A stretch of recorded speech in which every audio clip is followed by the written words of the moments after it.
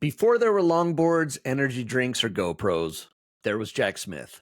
In 1976, he became one of the first to officially skateboard across America. His story isn't just about the ride, it's about grit, freedom, and chasing something bigger than yourself. Welcome to Journey with Jake. This is a podcast about adventure and how through our adventures we can overcome the challenges of life that come our way. While I expect you will learn some things about different adventures, this show will entertain you. Each episode will feature a different guest or guests as they share experiences and stories from the different adventures they have been on. Not only will you be entertained, but you will also hear the failures and trials each guest faces and what they have done or are doing to overcome the hardships that come their way. My goal is to take each of us on a journey through the experiences of my guests with the hope that you'll be entertained and inspired to overcome your day-to-day challenges. After all, it's not all about the destination as it is about the journey.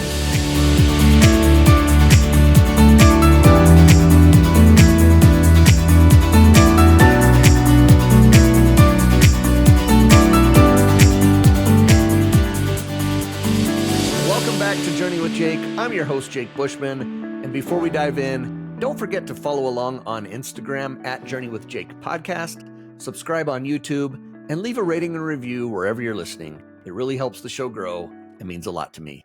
Today, I'm thrilled to bring you a conversation with a true pioneer, Jack Smith, one of the first people to ever skateboard across America back in 1976. But that first trip was only the beginning. Jack has since taken on several other cross-country rides, including relay pushes and even an electric skateboard trek across the U.S. His story is packed with history, grit, and a whole lot of passion for adventure. I do want to apologize for a bit of audio issues, but hopefully that doesn't deter anyone from the spirit of this conversation. If you enjoy this episode, you'll also want to check out episode 151 with Jacob Lemansky, who biked around the world. Another incredible story about perseverance and the spirit of exploration. All right, let's get rolling with Jack Smith. All right, this is fun for me. I've got Jack Smith on the show with me today. Jack, welcome to Journey with Jake. Thanks a lot. Thanks for having me. Yeah, I'm excited to have you. I'm excited to hear your story. Way back in 1976, you took a journey across America. I believe, if I'm not mistaken, it was the first skateboarding trek across the United States, as far as I know, as far as you know. Yeah, that it was. It was, like I say, 1976. I did it with two of my buddies, a guy named Jeff French, another fellow named Mike Philbin. And we did ours. Nobody had ever done it before. We didn't have a clue what we were doing. And the way we were able to pull it off was that we came up with what we called a leapfrog relay method. And the way that works is, we'll call him Skater A. Start skating in the morning, whenever you started in the day. And then Skater A starts skating. The support vehicle, which was a 1969 Firebird, drove out 3 miles in front, stopped. Skater B jumped out and took off skating. The support vehicle waited for Skater A to get there. When he got there, he'd jump in the car. The car would then drive 3 miles forward, passing the second skater, stop. The third Skater C would get out and take off, and the car would wait for Skater B to catch up. So you just did that rotation all day, and we ended up, skaters 35 to 50 miles a day per skater. Per skater, so probably closer to 100 miles or so, something like that. Some days we approached 150 if it was flat and good pavement. Yeah. So that's how we were able to pull it off. That's interesting. Before we even dive into that, where are you from? Kind of give me a little background before that even happened, just so I kind of know who Jack is a little bit. I grew up in an Air Force family. I went to 17 schools before I was a sophomore in high school when we moved to Morro Bay. The day after graduation, I see this, old skateboard laying in the ice plant. So we dug it out, and it was a clay wheeled board. And we started pushing around on it, having fun. So we built a few more. We didn't even know that urethane wheels had happened yet. And so we started skating. We'd go at night. We'd only go at night down in the downtown area because skateboarding at the time was still considered a kind of a kid's pastime, and we didn't want anybody to see us doing it. Too embarrassed? Yeah, exactly. I look at those guys, grow up, So eventually, the urethane wheels came out, and we got involved in those. And I just became immersed in it. I don't know if you've ever seen the movie Lords of Dogtown. I have not seen that movie. No.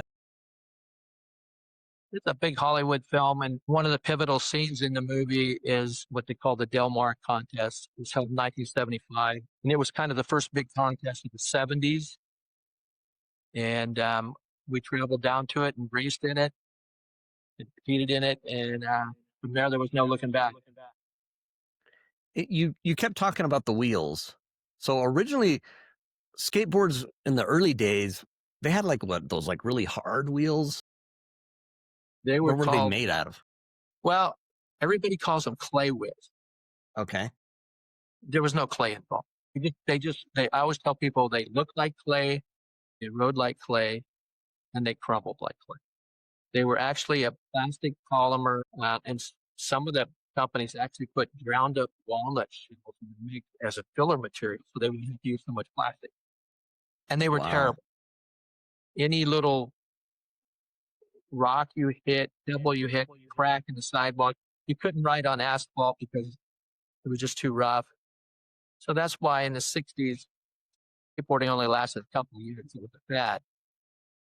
I mean, there were some guys who were very good, but there just wasn't, the control that was needed for the masses. So it kind of faded away until the year came out in the early 70s.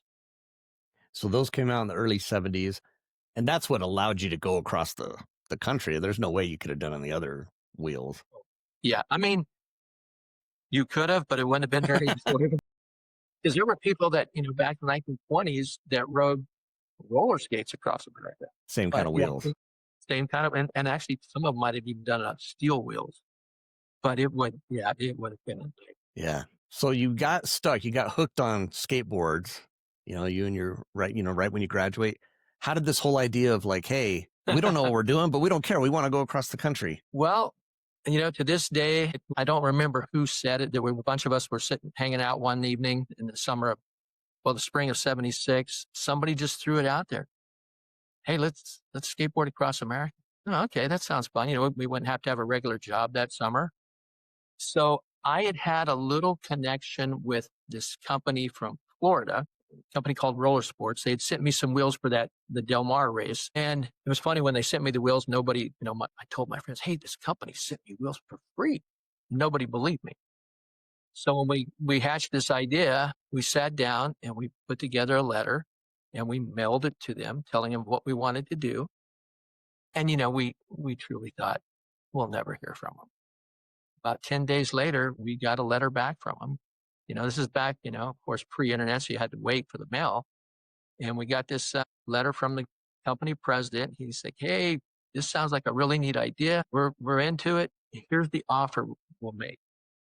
And at first, we thought it was going to take us like 60 days to do. So they said, we'll give you all the gear you need, boards, wheels, trucks, and then we'll give you an 80 pieces. One for each guy for each day of the trip, which was just kind of bizarre. And then they said, we'll pay you $500 each if you make it. So we had to make it. We came up with the method of the relay method. Two of the original guys dropped out before we even got deep into the planning stages. So two other guys stepped in, and the one guy just came along. He was a good skater, but he had the best car of us. So, okay, we'll take your car, Jeff. And we did no training for this thing. We're just, let's go. We built a rack for the top of the car, which promptly collapsed before we got outside our city limits. So we turned around and go buy a rack for the top of the car. And we planned our route by just getting an old road atlas and Rand McNally road atlas. And our thinking was, let's go across the northern part of the country because it might be cooler, which it wasn't. It was plenty hot. You know that from where you live. We thought, well, less population mean maybe less traffic.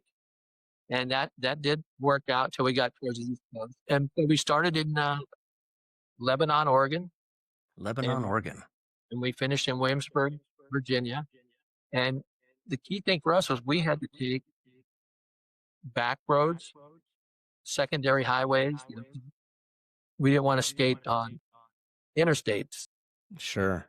and it was, it was somewhat unnerving, just you're talking, it's the mid 70s. We all have hair down, past our shoulders, you know, and we're thinking, are we going to get hassled? And we had a few occasions where we got heckled, but for the most part, people were really helpful, helped us out with, when we got lost, helped us out with, free meals, free lodging sometimes, staying at people's houses. So that it worked out really well. I'm thinking about it, and that was before my time. I was born in 77, so I missed out, so I'm a little bit younger. But, I think back to those times, skateboarding now is so popular and there's competitions, and it's in the 70s though. I can't imagine, like you said, it was more of like a little kids thing. It wasn't so much a thing. So Right. I could imagine people seeing you guys along the road, especially, I mean, they probably thought you were like hippies, hippies from California cruising across the country. You just nailed it. That's what, skateboarding blew up very quickly, like starting in about 74, 75. Mhm. And it was still considered most people across the country didn't even know what skateboarding was in the 70s when we were going across. And you mentioned the long hair.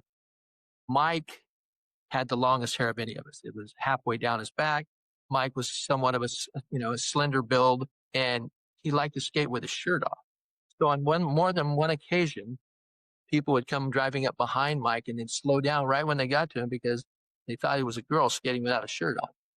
And then they'd look over like, oh, that's not a girl, that's a hippie. It was, yeah. That's a So hippie. for the most part, the people were very helpful and very friendly. When you first took off and you first left Lebanon, what was that kind of feeling like? Was it just, you got the whole world in front of you, the whole country in front of you? What was going through your minds as you guys took off? Yeah.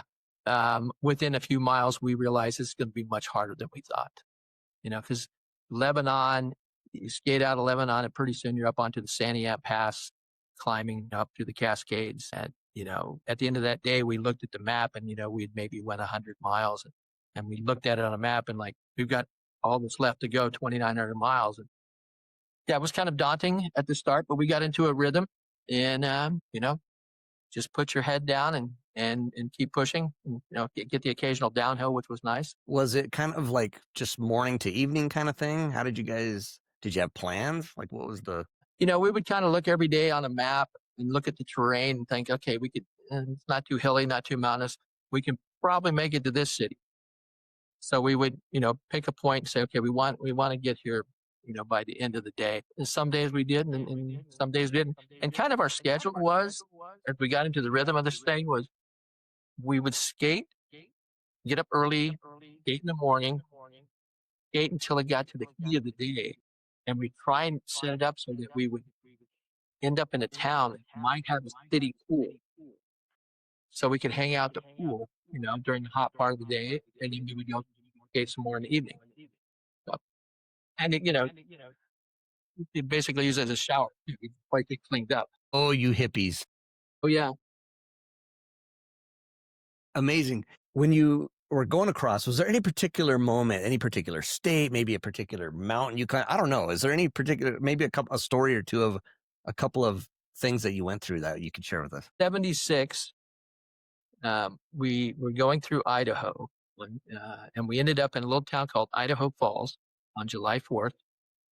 Hmm. And I had a cousin that lived there, and her and her husband said, "Hey, just come stay at our house." So we did, and it was interesting. It's kind of the sign of the times is that he worked for a big potato company up there. He was a general manager or something, and we were so amazed. He took us to his office, and he let us make what they called WATS calls, wide area telephone service, long distance phone calls for free. That was a huge deal. Like we don't have to pay to call home. But the other thing that happened in Idaho Falls, we were there on July 4th. So that during the day that day, we took a day off. And I remember asking my cousin's husband's name was Dave. I'm like, hey, can we go check out some fireworks tonight? And he's like, no, there's no fireworks display tonight. It's July 4th. It's 1976. It's a bicentennial. There's got to be a firework. He says, you're in Idaho. This is Mormon country. Fireworks can't be on the Sabbath there tomorrow. So we waited another day to see the fireworks. Which is classic too. 1970. I mean, yeah, that's classic, and it happened to fall in a, Yeah. I'm from Utah, so I know what he's talking about. Yeah, it was, we were just three kids from a small town in California. We had no idea that kind of thing happened. Wow. And how about making long distance telephone calls? Oh yeah. Yeah. I mean that, and then flashing forward to another thing that happened that was really cool was, we're in Minnesota. We're approaching, Minneapolis, and Jeff's skating along. He's out in front of the car skating. And when we finally catch up to him, we see him standing in this parking lot under this big motel sign, 30, 40 feet high. It has a big marquee and it says, "Welcome skateboarders." And we're like, okay, that's gotta be us.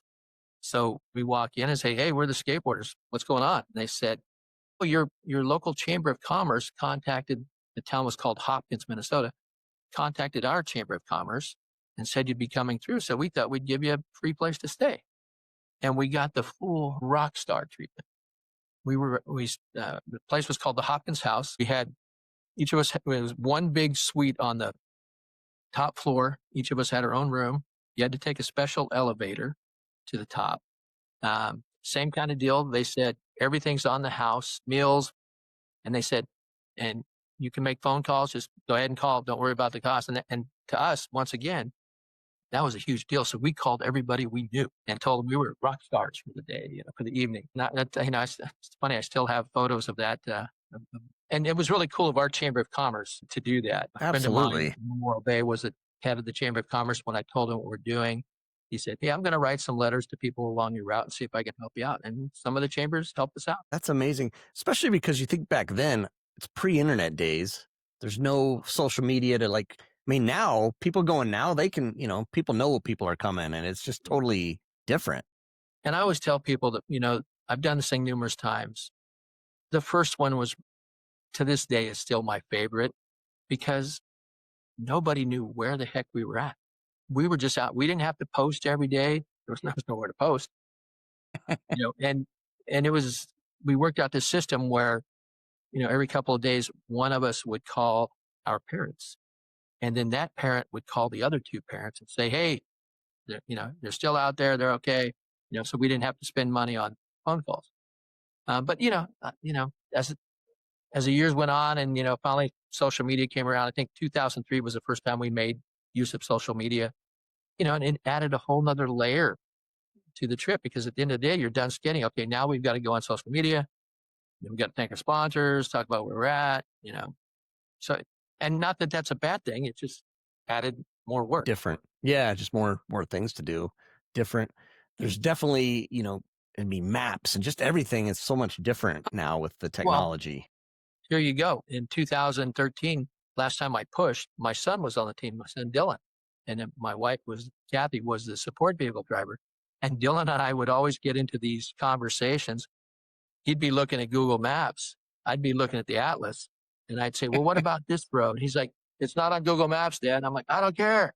It's on the Atlas." So it does make it easier for route finding. That's for sure. Yeah, no, for sure. Yeah. And that first trip, and we're kind of talking about the first trip, because I know you have done it multiple times. I think you did it. Yeah. What did you say? 2003, 2013? The second one was in 84. 80. And that was with my two buddies, three guys, actually, Gary Fluitt and Paul Dunn, who grew up here in Morro Bay, and they're 6, 7 years younger than me. And there's another fellow who actually went on the trip with us, Bob, tonight. But Gary and Paul were here, and we were skate friends. They just got tired of hearing all my stories. In 84, there was a situation where Highway 1 in Morro Bay, north of us up towards Big Sur, was closed. And the week before they were going to reopen it, we got a friend to drive us around one roadblock, and we drove until we hit the next roadblock. And we skated 58 miles on Highway 1 when it was closed, brand new pavement. And on that trip, that's where the seeds of the 84 trip were born. And, we put that trip together. Equipment had improved a ton. In fact, I'll show you something. I brought these out so you could see them. I love it. This is the little board, only 25 inches long, 6 inches wide. These wheels we thought they were huge. They're only 57 millimeters in diameter. So this is not the actual board I rode. This is a replica. The board I rode in 76 is in the Smithsonian. Wow, very cool. Nice. And by 84, things had changed. We had a big old board, 40 inches long, 70 millimeter wheel. Trucks was going from Volkswagen to Ferrari, and it just made the trip much easier. And we did it. The first trip took 32 days in 76, 84. It took us 26 days.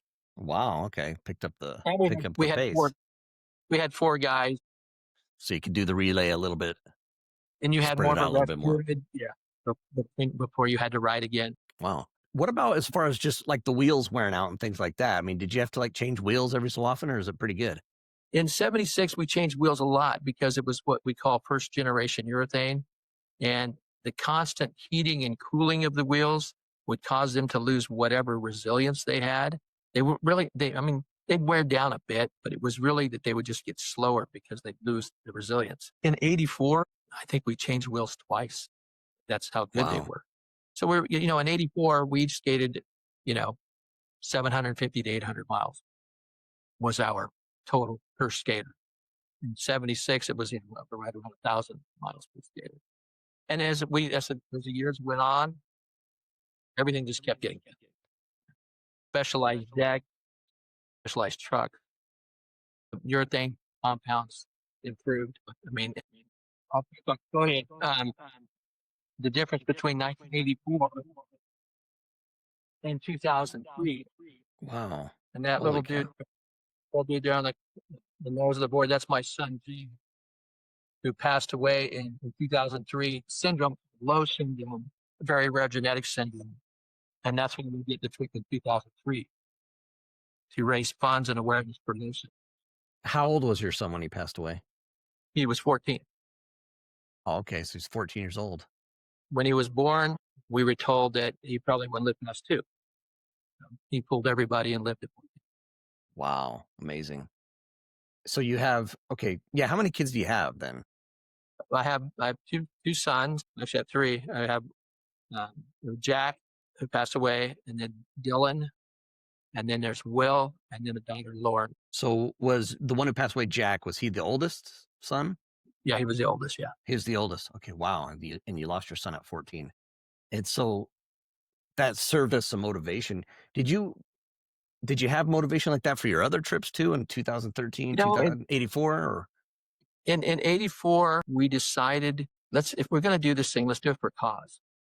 So we actually connected with the Multiple Sclerosis Society, and they were into it right from the start. People could pledge money directly to us or to the Multiple Sclerosis Society. And it was really interesting when we left Morro Bay to drive up to Oregon in 84, the MS Society would just happen to be having their national convention in San Francisco. So they invited us to stop by for lunch. And we got introduced to the whole crowd. And, it was funny. Everybody's in suits and ties and we're in shorts and t-shirts. But they gave us a standing ovation when we left. They were very appreciative of our efforts, and different places across the country, they arranged for press for us to talk about MS and how we're doing this. One funny story is in Boise, Idaho. They arranged for us to go to the steps of the state capitol and do a press conference. They also got us a motorcycle escort, police motorcycle escort. And so as they picked us up on the other town, they asked Paul, and they said, "How fast do you guys skate?" And Paul's like, 15 miles an hour. Yeah, we could skate 15 miles for short periods.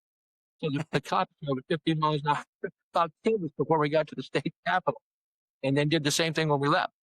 But it was funny to be, because there's always been perceived friction between law enforcement and skateboarders, and to be escorted, by the police. And we kind of thought, Are they doing this to keep us safe, or they just want us out of town? Are they really? Yeah. Are they trying to get us out of here? What's the deal? That's funny. That's good stuff. Well, we're on the 84 trip. I just want to share this. Absolutely. It's the most amazing story of any trip I've been on.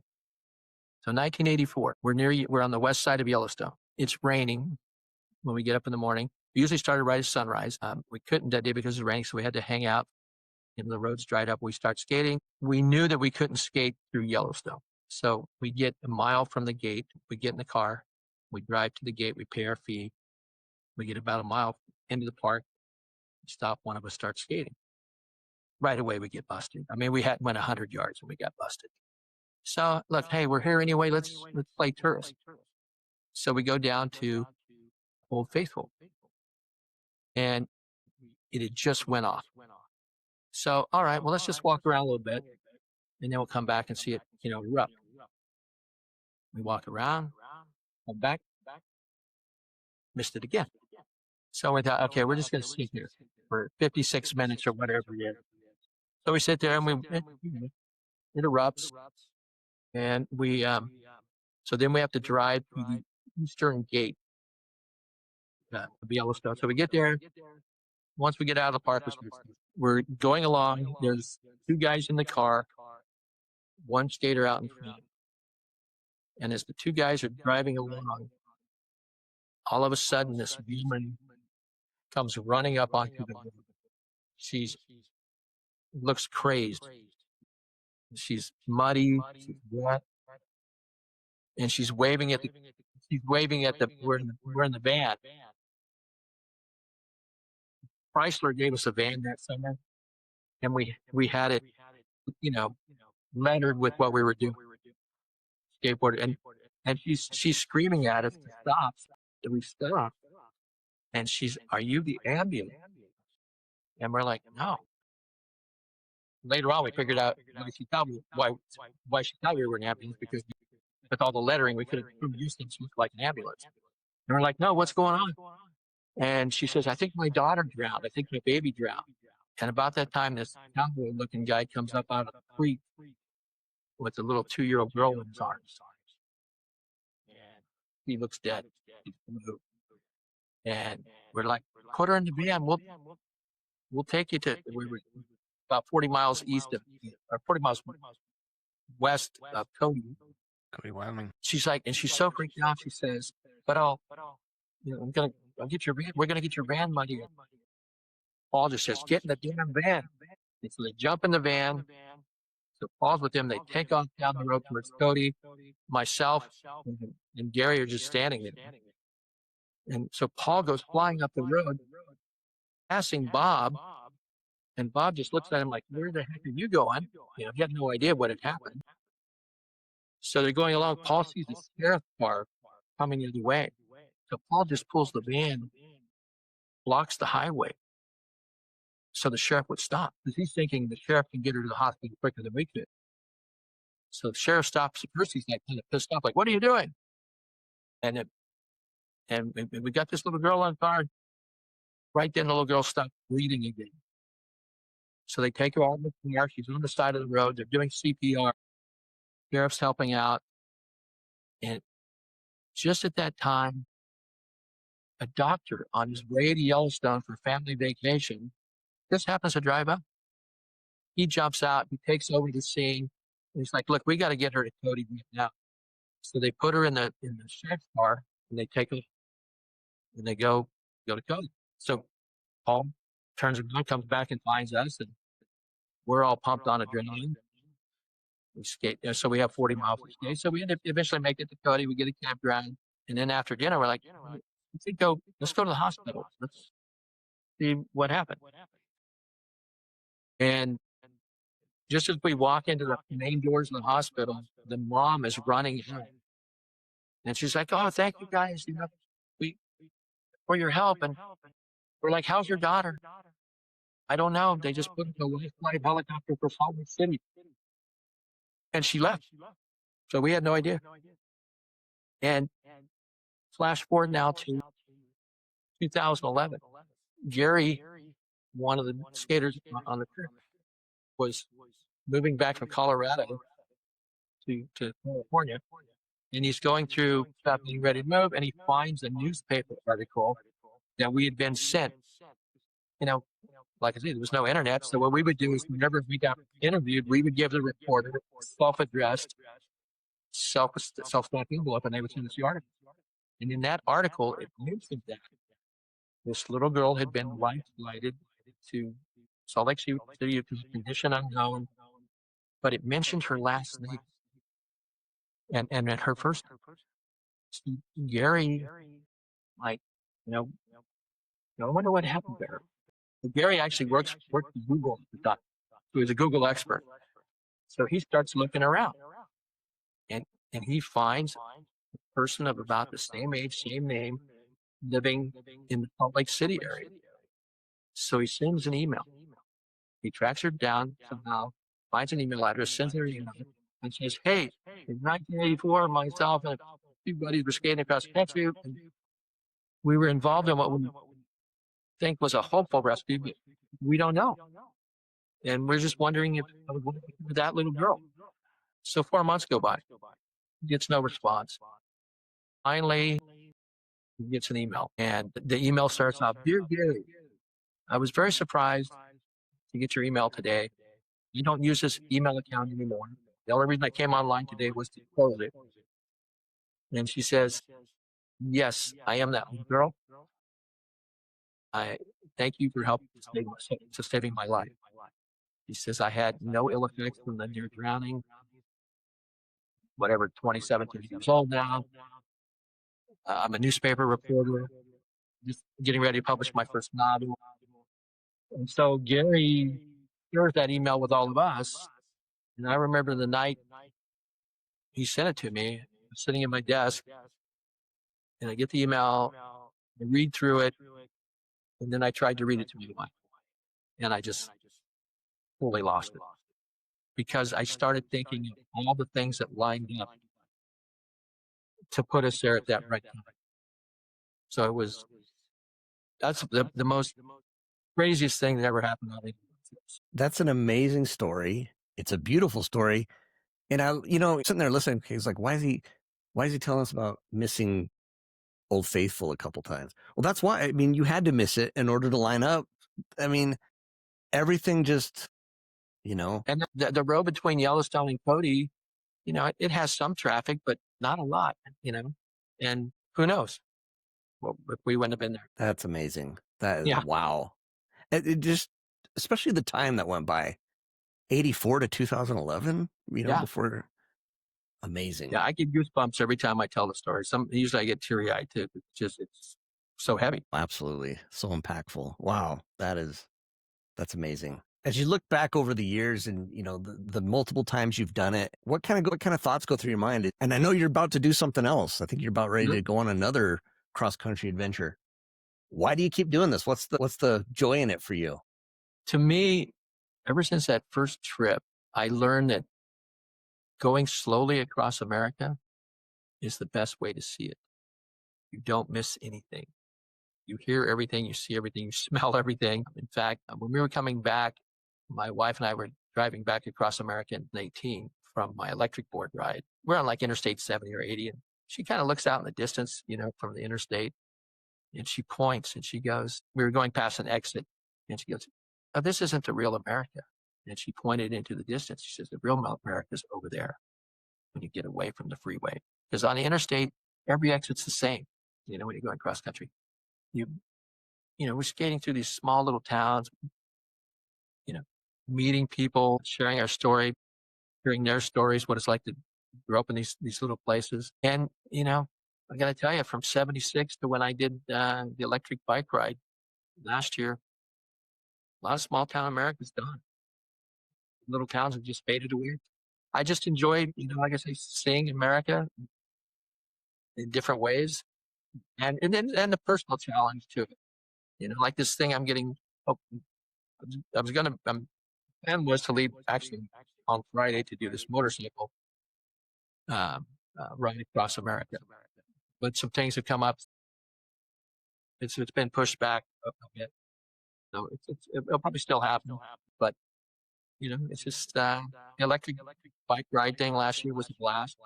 And then I also did a few years ago, I myself and a couple of buddies drove a 1964 electric Volkswagen van that's been converted to electric. We followed the route of the first guy to drive a car across campus to go to New York. And then on the way back, we did the Lincoln Highway. And then the next year, Kathy and I borrowed the van again. A friend of mine has a company called EV West, and they convert whatever you want to electric. So I asked him, hey, can I borrow the bus again? And he's like, well, what's the deal? I said, well, my wife and I are both turning 66. We got a new Route 66. So he let us borrow it again. My wife and I drove from Chicago to Santa Monica. Route 66 took us 3 weeks with a blast. And then last year, like I said, I did the electric bike thing, which was I followed the route of the first motorcycle trip. And then with the motorcycle trip in the works right now, I'm going to follow the route that I used in 1975. Just it was fun, fun and challenge. I kind of want to ask a few just kind of, I guess we'll call them rapid fire, but just kind of some questions about some of the things. So, and it could be maybe, 76 if we want to go there, but it doesn't have to be. It can be any of your trips. But is there a particular place that's like your favorite? Like when you get to like a certain state or a certain area where you're just like, oh, I love this place. My favorite state to skate through is South Dakota. South Dakota. Because you don't have to turn. You don't need directions. And it's kind of, you're on Highway 212 the whole way. And it's nice rolling hills. You get as much up as you do down. And it's always I love the wide open, wheat fields. I just love that. Very good. So South Dakota, I love that. Besides your buddy, with the long hair who skates without a shirt and people you got a reaction from people from him, any other kind of strange reactions from people? Yes. 1976 again. We're in West Virginia, up in the Appalachians. And it's about lunchtime, early evening. And, we pull into this, skate up this little diner. There's done nothing but pickup trucks. And we go walking in, and there's that Bob Seger song about walking into a cafe, and everybody turns around and says, is that a woman or a man? And we walk in, and everybody in the cafe, turns and looks at us. They're like, who are these freaks? And then they just went back to their meal. The waitress barely spoke to us, just enough to get the order. This older guy walks over to the Jeep, and he puts in his dime and punches up, "Thank God I'm a Country Boy" by John Denver.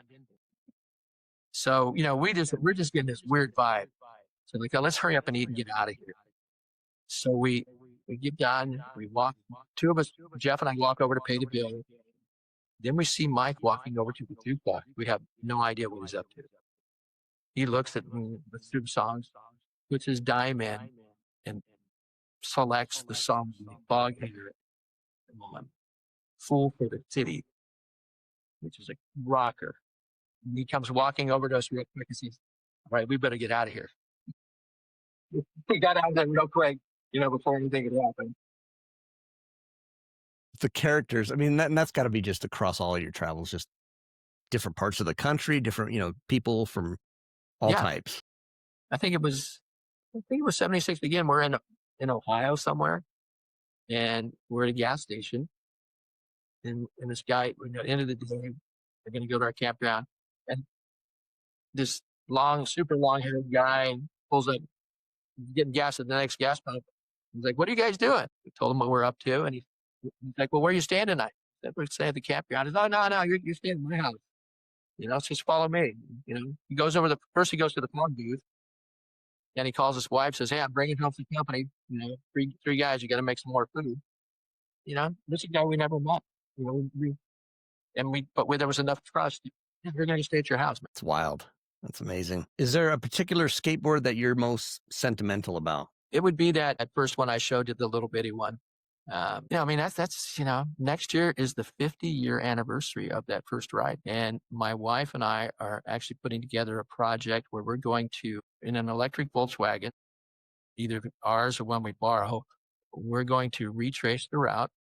We're going to, I'm going to skate certain sections. I'm not going to skate the whole thing. I'm inviting other skaters who have done cross-country trips or who've skated with me on some of mine, to come in and join us for a day here and there. And we're going to interview them. What did the trip mean to them? Did it change your life? What do you think back on it? And hopefully I'm going to be able to track down some people who we met on that first trip, or just document the changes in the towns some of the towns we went through. So that's what we're looking at for next year. I love it. That's fantastic. Is there a particular cross-country snack of choice for Jack? Well, not really a snack, but the drink of choice for a lot of these was Gatorade. But on the 2003 trip, we got to the point where we couldn't look at Gatorade. Too much. And to this day, my friend Gary Flewitt, who went on the 84 trip, if we walked into a restaurant someplace, we could order each other's meals. We knew what each other wanted. We had it down. What we'd have for each meal. Yeah.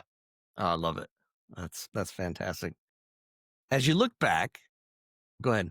Sorry, Jack. I was just going to say, the trip that was really fun was the electric skateboard ride, because I'd always wanted to do it solo, and the electric board gave me that opportunity. And it was just my wife and I, and it was a hectic summer because our daughter got married in June, our son got married in July, and my wife retired from teaching in June. So we had this hectic summer, and then in August we take off the skateboard across it, ride electric board across America. So it was just her and me, and 53 days. We had a newer Volkswagen, a Vanagon camper that a company let us borrow.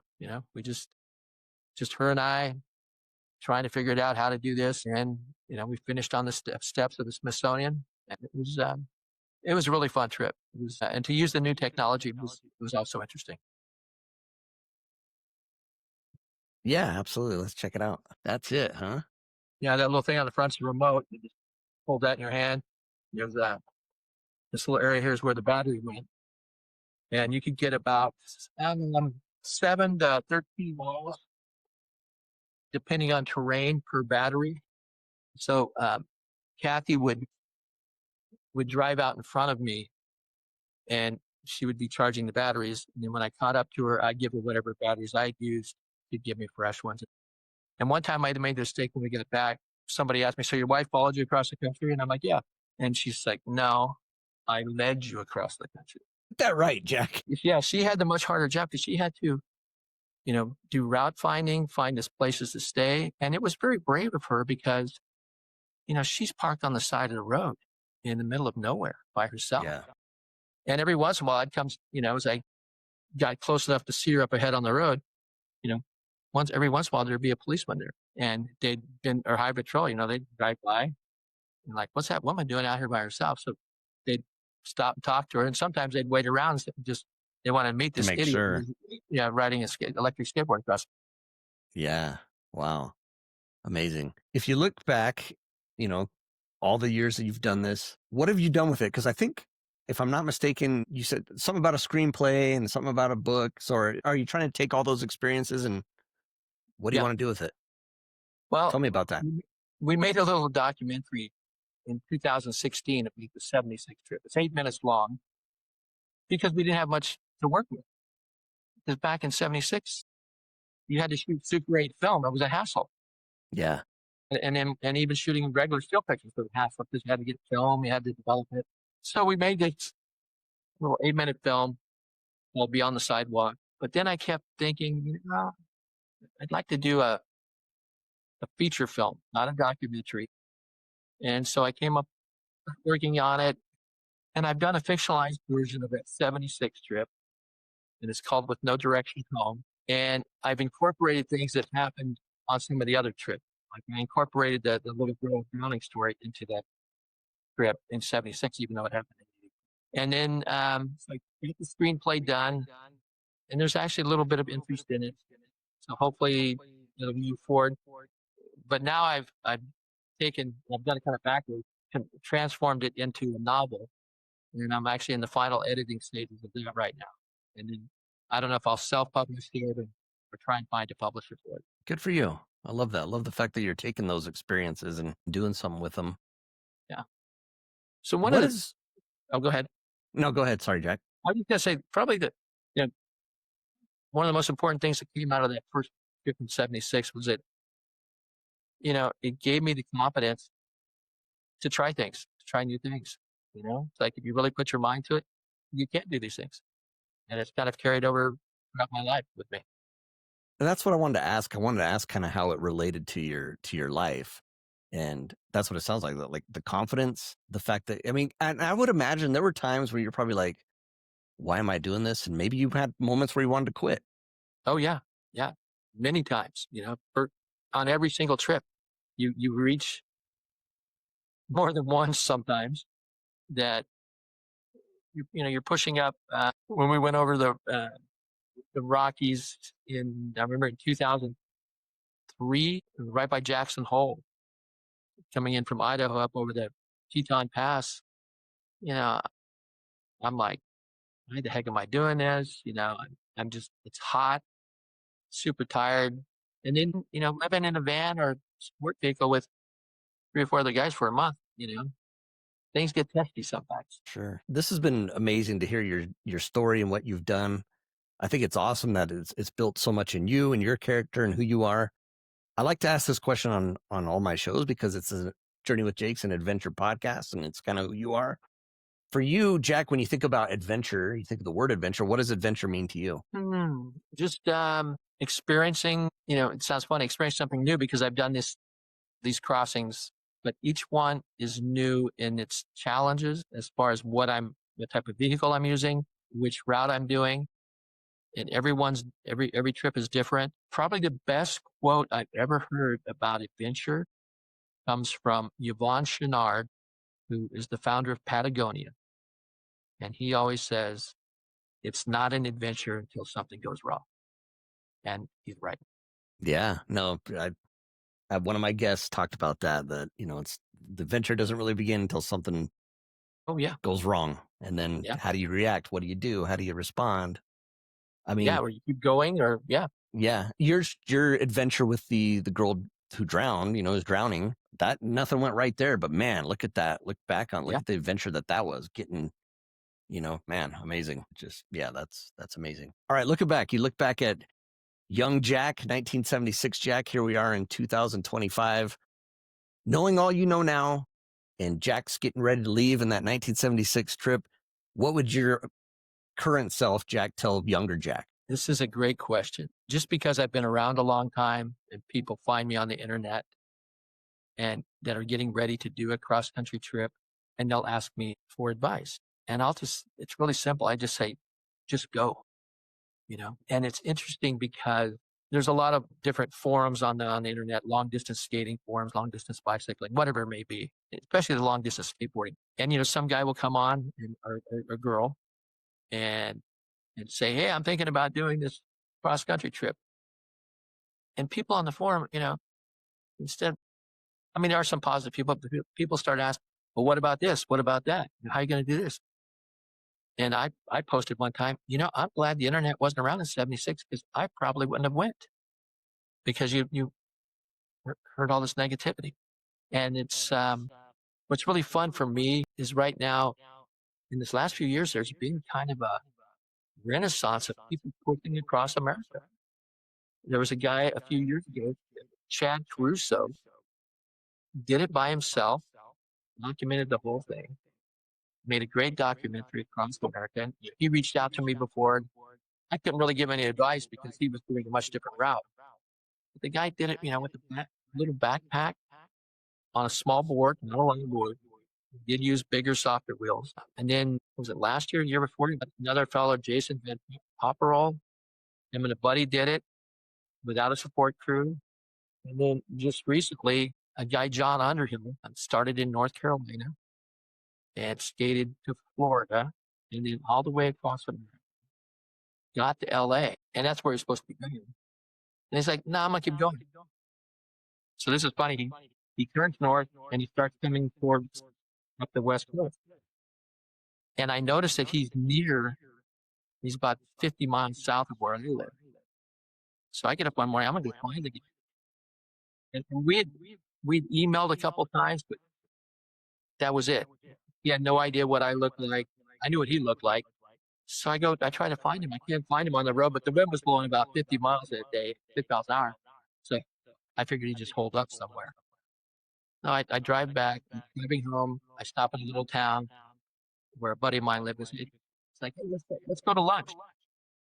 So we go to this little deli. We're sitting out front, having our lunch, and I catch this little bit of movement out of the corner of my eye. And I look up, and it's John. And he doesn't notice us sitting there. He's taking pictures of something on the sidewalk. And so I casually say, "Hey, John." And the guy looks up at me and like, "Who the hell are you?" And I'm like, "John, it's Jack. I've been following through a trip." It's like, "Oh my God." So we ended up connecting. And he actually had to end up cutting it short, his trip short because he injured his knee. But he had to fly back home. And then just recently, a young woman pushed across America, Brooke Johnson. Yeah, I've seen her. It was nice to connect with her. Her and I talked a few times through Arizona, New Mexico. I helped her out with some route planning. And then there's a young guy right now, DeMarcus James. He started in San Francisco, and he's going to New York, and he's doing it solo. And currently, I think he's in Wyoming now, almost done with Wyoming. And what's interesting is he's on the same route as I used on the electric bike ride. So him and I have been chatting online every once in a while, comparing notes. So if you get a chance, definitely follow his ride right now because it's very interesting. That's amazing. Yeah, that's amazing. I think that's such great advice. Just go for it. And I get what you're saying because today there's so many naysayers and so much information. Talk your way out of it. It'll just talk your way out of it for you without even giving it much of a thought. Yeah.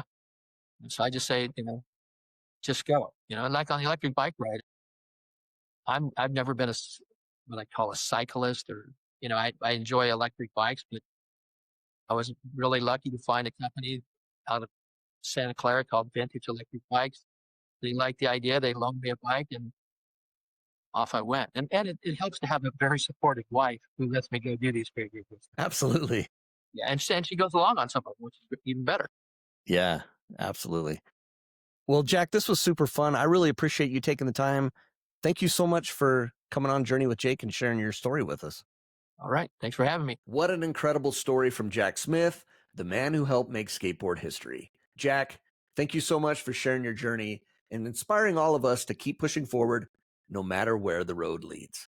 Be sure to follow Jack on Instagram at Jack_Smith_Moral_Bay to see what he's up to and catch glimpses of his latest adventures.